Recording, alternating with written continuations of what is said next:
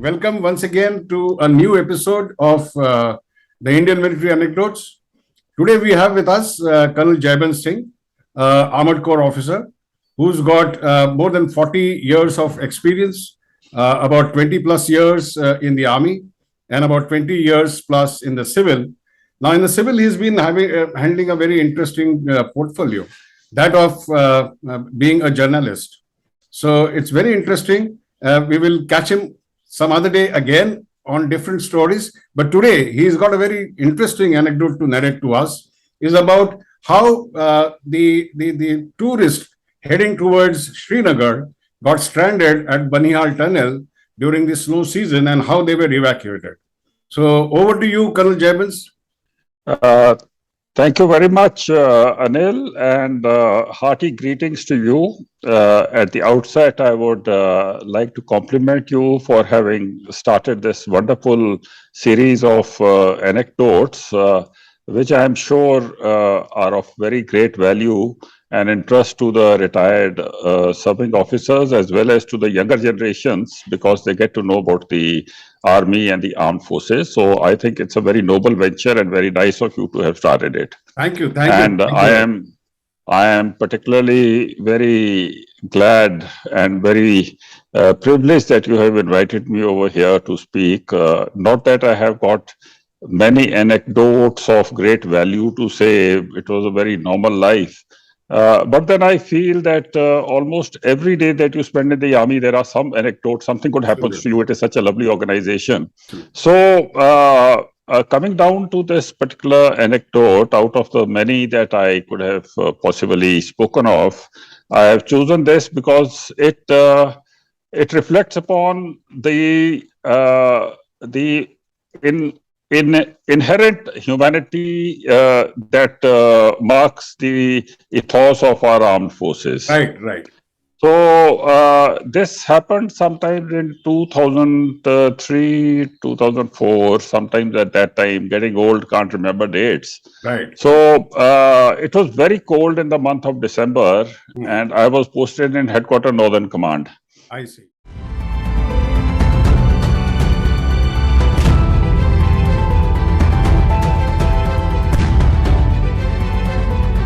And, as it happens most of the time that the Jawahar Tunnel, in those days, the Jawahar Tunnel used to invariably get blocked.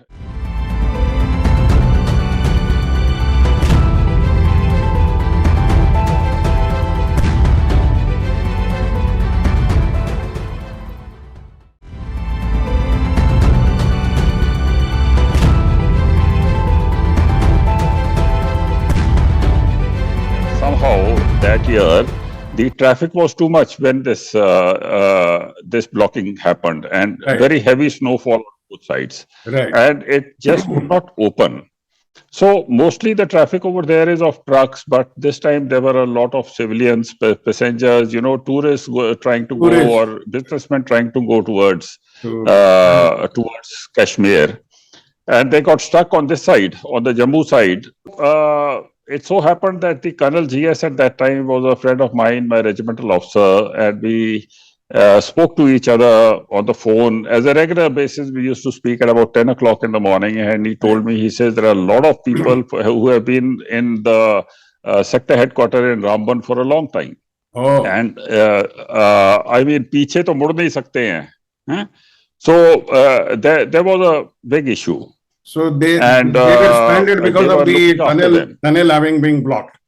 Yeah. The tunnel was blocked, and I mean, you cannot turn back. The traffic becomes so much, it becomes very difficult. So they had been stuck over there for a couple of days, and the sector headquarters was looking after them. Right. Almost entirely. I mean, their food, lodging, everything was with the sector headquarters, and they were getting a little, congested with the numbers that were there in this particular year.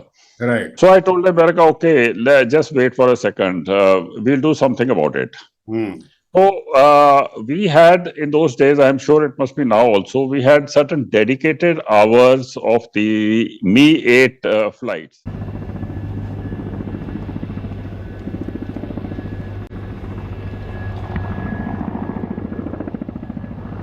made sorties. We had certain Helicopters. hours with the headquarter Northern Command, Mhm. 35 hours to be very precise. Right. And we could use them for whatever reason that we felt Was necessary. So we used to use them for carrying media, carrying. This was over and above the casualty evacuation. Right.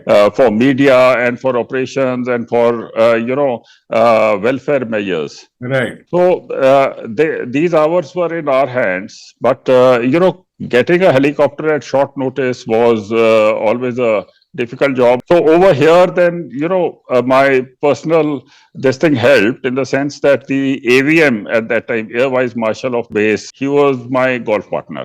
I see. Yeah. But I rang him up and I told him, sir, that there is this emergency, Yeah. and I feel that we should not only help them, but we should also try to show to the world what the army is doing in Right.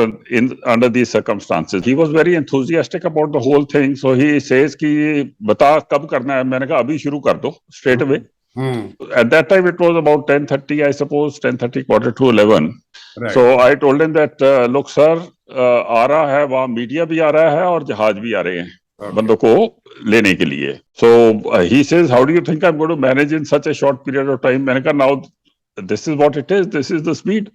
And Anil, you will be so surprised the manner in which those people had been looked after by the sector headquarters. They had been given bedding, they had been given food, lodging, everything, and they were so very comfortable, and they were so very grateful to the army for all that. Absolutely. So then started the sorties. The Mi-8 which had bought them, it took back some of the people. So then there was a sorting out also that some of them had to go to Jammu and others had a thing of going to Delhi directly. So AVM, he managed the AN-32 also. I see.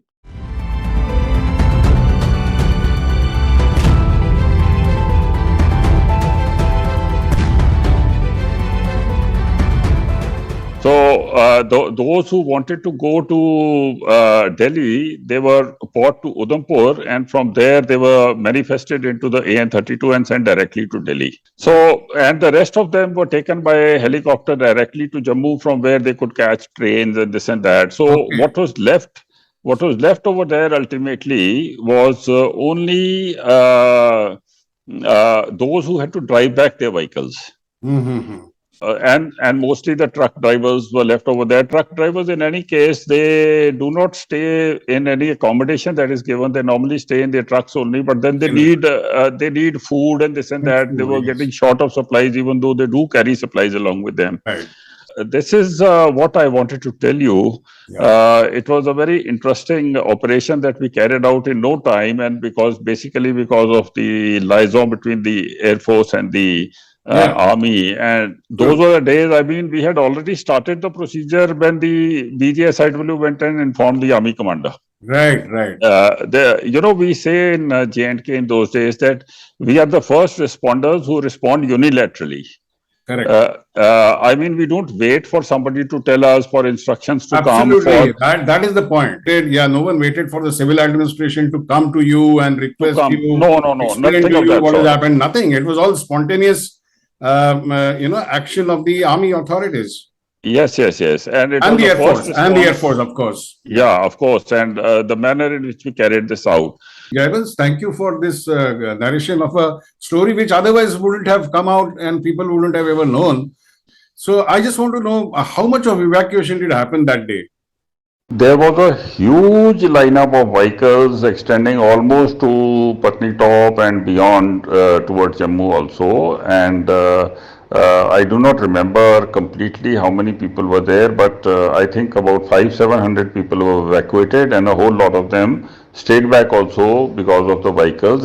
But that many people the sector headquarters could well manage. So about 500-700 people were evacuated from there over 2 days.